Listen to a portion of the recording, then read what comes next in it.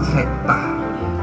Banyak kewajiban di dalam KUHP, tetapi tidak ada konsekuensi hukumnya. Itu sebabnya saya selalu mengatakan bahwa cepat-cepat KUHP yang baru itu disahkan. Kalau KUHP yang baru itu dia sudah menjunjung tinggi due process of law. Jadi pertanyaan dari penasihat hukum saya jawab dari dua segi. Dari segi teoretik, ketika perolehan bukti, penyampaian bukti itu tidak sesuai, harus diignore, diabaikan. Tapi dalam konteks KUHP, kita tidak mengenal. Mengumumkan Profesor Edward Omar Syarif Hierich atau yang selama ini lebih dikenal dengan sapaan Profesor Edi telah resmi ditetapkan sebagai tersangka. Profesor Edi sendiri yang notabene saksi ahli dalam kasus kopi sianida diduga telah menerima gratifikasi senilai 8 miliar rupiah. Nama Profesor Edi menjadi menarik untuk diperbincangkan banyak orang seiring viralnya film dokumenter Ice Cold Murder. Tak ayal, pria yang juga menduduki jabatan Wakil Menteri Hukum dan HAM itu kerap melemparkan pernyataan yang kontroversial hingga menuai perdebatan. Lantas, seperti apa reaksi Otto Hasibuan menanggapi status tersangka Profesor Edi oleh KPK? Akankah ini bisa menjadi momentum bagi pihak Jessica dalam mencari novum baru? Waduh, saya nggak berani bicara karma ya. Edi itu sebenarnya sahabat saya. Ya, dia sahabat saya, dia adik kelas saya di Gajah Mada. Teman baik lah sebenarnya. Walaupun saya agak waktu itu sedih juga kenapa ya dia sebagai seorang ahli, tapi di podcast dia tidak bertindak sebagai seorang ahli pidana lagi. Dia sudah seakan-akan mewakili dia sebagai jaksa gitu loh.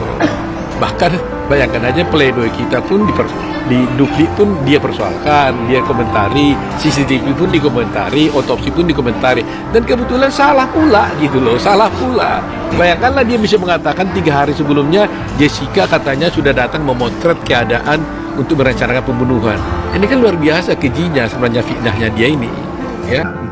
Dalam KUHP tidak mengenal yang namanya unlawful legal evidence, tidak ada. Perolehan bukti dengan jalan yang tidak sah itu akan menggugurkan perkara, nonsense, nggak ada dalam KUHP kita. Itu kelemahan. Ada beberapa konsekuensi yang mulia, saya kasih contoh konkret pasal 192 KUHP. 192 KUHP itu dikatakan bahwa putusan majelis hakim harus memuat, ketika dinyatakan bersalah harus memuat poin A, B, C, D, F sampai K. Ayat 2-nya mengatakan apabila tidak di ini maka putusan batal demi hukum. Itu ada konsekuensi di situ. Celakanya dalam KUHP kita yang bernuansa crime control model, dia tidak menetapkan akibat hukum ketika prosedur itu dilanggar. Demikian yang mulia. Baik, saudara tadi menjelaskan tentang bahwa persidangan itu harus dilaksanakan dengan due process of law. Putusan hakim didasarkan demi keadilan yang berketuhanan yang Maha Esa. Apakah menurut ahli seugianya, kalau saudara pun katakan tadi tidak tegas diatur tentang tidak berlakunya suatu illegal evidence atau unlawful evidence itu, apakah menurut saudara demi keadilan yang berketuhanan yang Maha Esa dan demi tercapainya due process of law, apakah hakim seugianya juga bisa menerapkan prinsip yang pertama tadi secara teoritis bahwa kalau ada illegal evidence atau unlawful evidence itu harus dikesampingkan menurut saudara? Menurut saya itu sepenuhnya dikembalikan kepada pertimbangan hakim. Karena selama hakim memutus didasari pada pertimbangan yang logis, maka itu dapat diterima. Oleh karena itu tadi dalam jawaban ahli tegaskan bahwa secara due process of law itu dipentingkan. Persoalannya KUHP kita tidak mengikuti due process of law, melainkan crime control model. Demikian. Memang saya juga menyadari itu memang sepenuhnya kepada pendapat hakim. Tapi ini saya tanyakan pendapat saudara sebagai ahli. Kalau pendapat saya, karena sifat hukum acara itu tidak boleh diterjemahkan lain selain dari apa yang tertulis, maka dia berpegang kepada KUHP. Dan masih banyak lagi sebenarnya. Tapi ya udah. Tadi teman-teman berpikir mau diapain nggak ini? Rupanya udah jadi tersangka, ya sudahlah. Teman-teman mendesak saya untuk itu, tapi saya bilang tunggu dulu lah gitu. Ya mungkin salah satu juga itu, tapi waktu itu juga saya berpikir ya, apakah seorang sahabat juga harus saya laporkan? Tetapi apakah juga saya karena sahabat keadilan tidak saya tegakkan? Kadang-kadang gitu juga kan. Nyata dia menyatakan yang tidak benar kan. Dia bilang 3 hari Jessica udah ini dan sebagainya. Dia bilang juga ada Musafat yang melakukan otopsi. Padahal Musafat itu kita nggak tahu siapa dia di dalam kasus ini. Ya sangat kejam juga lah sebenarnya apa yang dilakukan terhadap Jessica menurut saya ya. Sangat tragis. Tapi ya saya seperti katakan bahwa kalau saya tidak bisa bantu teman ya minimal saya jangan ikut mukulin dia lah gitu kan. Soal dia bagaimana Anda tanya karma itu bukan warna saya sebagai seorang ahli, tapi di podcast dia tidak bertindak sebagai seorang ahli pidana lagi, dia sudah seakan-akan mewakili dia sebagai jaksa gitu loh. Bahkan bayangkan aja pledoi kita pun di duplik pun dia persoalkan, dia komentari, CCTV pun dikomentari, otopsi pun dikomentari, dan kebetulan salah pula gitu loh, salah pula. Bayangkanlah dia bisa mengatakan 3 hari sebelumnya Jessica katanya sudah datang memotret keadaan untuk merencanakan pembunuhan. Ini kan luar biasa kejinya sebenarnya fitnahnya dia ini.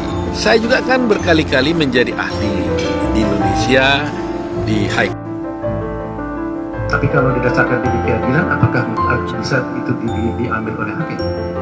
Persoalan keadilan tidak secara mutandis harus bertentangan dengan crime control model.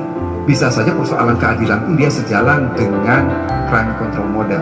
Persoalan keadilan pada substansi penegakan hukum, terkadang dia bisa mengikuti due process of law, terkadang juga dia bisa berpegang kepada crime control model. Yang ingin ahli katakan bahwa keadilan berdasarkan ketuhanan yang Maha Esa ketika memutus suatu perkara itu sama sekali dia tidak ada relevansinya dengan crime control model maupun due process model.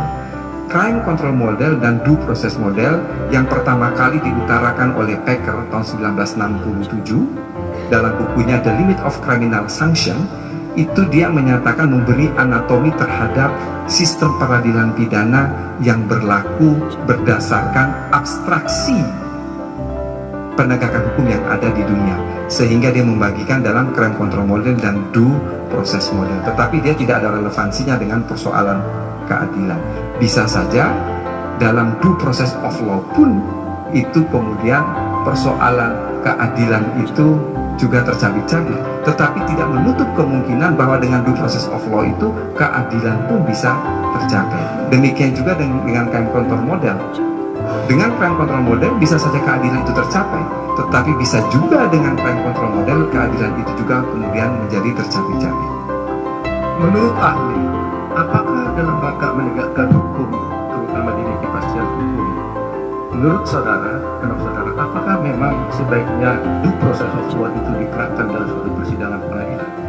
Begini, kalau kita berbicara soal due process of law, artinya ini pertanyaan ini lalu kemudian menjadi kontradiktif dengan pertanyaan yang terdahulu yang dikemukakan oleh penasihat hukum.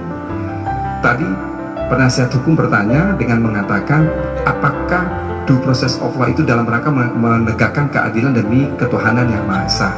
Lalu kemudian sekarang pertanyaannya dirubah lagi, apakah untuk menjamin kepastian hukum harus due process of law? Begini, kalau kita berbicara mengenai kepastian, keadilan, dan kemanfaatan, ini kita berbicara mengenai tugas kaidah hukum. Istilah kepastian, kemudian istilah kemanfaatan, dan istilah keadilan, ini adalah 3 instrumen hukum antara satu dengan yang lain yang saling terkait meskipun tidak mudah untuk dilaksanakan secara konsekuen dalam pengertian ketiga elemen, ketiga instrumen ini bisa terjaga dengan baik.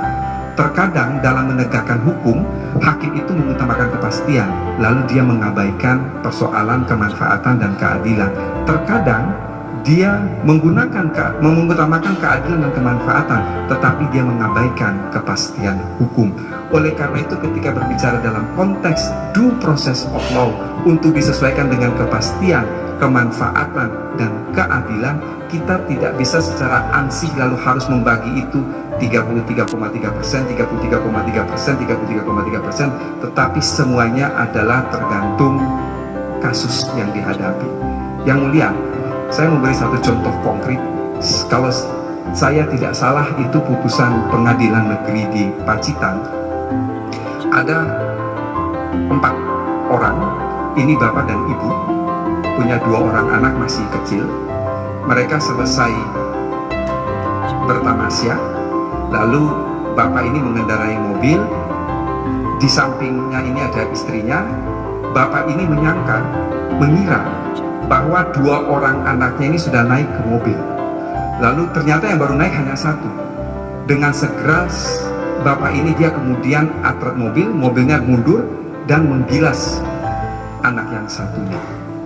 Bapak ini kemudian dibawa di persidangan, istrinya depresi sampai gila. Kemudian apa putusan hakim? Kalau kita berpegang kepada kepastian hukum, maka orang ini harus dijatuhi pidana. Karena apa yang dilakukan itu adalah memenuhi unsur delik dan dapat dipertanggungjawabkan pasal 359. Barang siapa karena kealpaannya mengakibatkan matinya orang. Tetapi rupa-rupanya putusan pengadilan menyatakan terdakwa terbukti secara sah dan meyakinkan, namun tidak diikuti oleh pemidanaan. Dia lebih memberatkan pada kemanfaatan dan keadilan. Tidak ada manfaatnya menjatuhkan pidana kepada bapak ini karena hanya akan membuat anaknya terlantar, istrinya sudah gila. Jadi saya mau katakan bahwa persoalan kepastian, keadilan, dan kemanfaatan bila dikaitkan dengan apakah crime control model atau due process model, itu depend on case. Tergantung kepada kasus yang kita hadapi, dan itu adalah otoritatif hakim untuk menilai. Kalau saya ditanya, ya tentunya saya lebih memilih pada persoalan keadilan. Demikian ya.